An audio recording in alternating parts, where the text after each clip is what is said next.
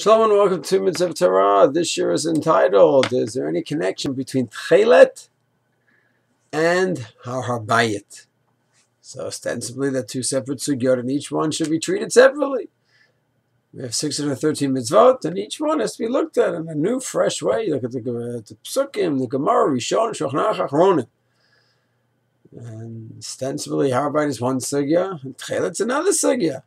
True. Rav Yitzchak Brand, Talmud from Panovich, man must be in his 60s now, a leading activist regarding the Har Habayit, has a fascinating point in his article on Har Habayit. And he says the following. He writes, those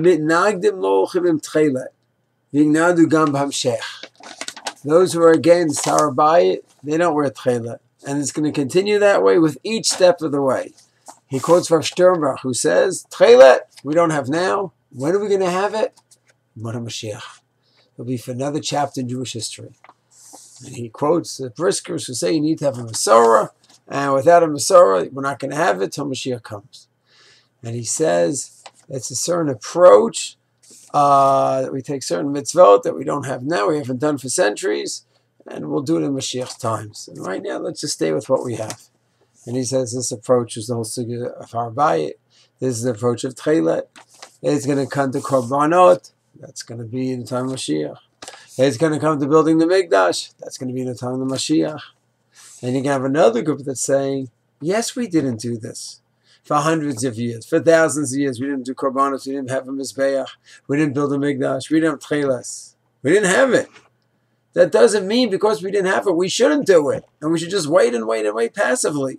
So Rav Ram wants to link the sugyot together. And he says that there's a certain passivity. We do the mitzvahs that we've been doing for the last few centuries. What about mitzvahs that we've done 1,500 years ago, the Techeles last time in the 500s or so? And what about Korbanot from 2000? We're just not in that mode anymore. Mashiach will take care of it. I suppose Rav Ram is saying, because we didn't do something doesn't mean it's right. There might be new metzias, new phenomena, a new period, a new chapter in Jewish history, new technology that might help us out with Techeles, new archaeological finds. It might be that we have Jewish power now, sovereignty, and that allows us to do different things regarding Kivush and taking over Har Habayit and moving forward with the Mizbeach and Korbanot and the Mikdash. It's a different headspace. So it doesn't mean that someone who pretends to have Techeles will necessarily say Har Habayit or vice versa. Could be Techeles, he's not convinced we have the right one yet. And it could be he's convinced of Techelet, but he's not convinced we know the exact spot.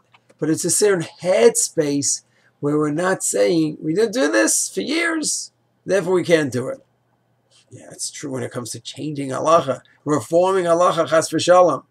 But going back, not 500 years, 700 years, going back to Sinai, and where we did do it once upon a time, and now maybe we have to resurrect these mitzvos, then we do have to be forward thinking and backward thinking, but backward thinking to Sinai, not to what happened for the last few centuries. That's Rav Brand's beautiful chiddush. Shalom.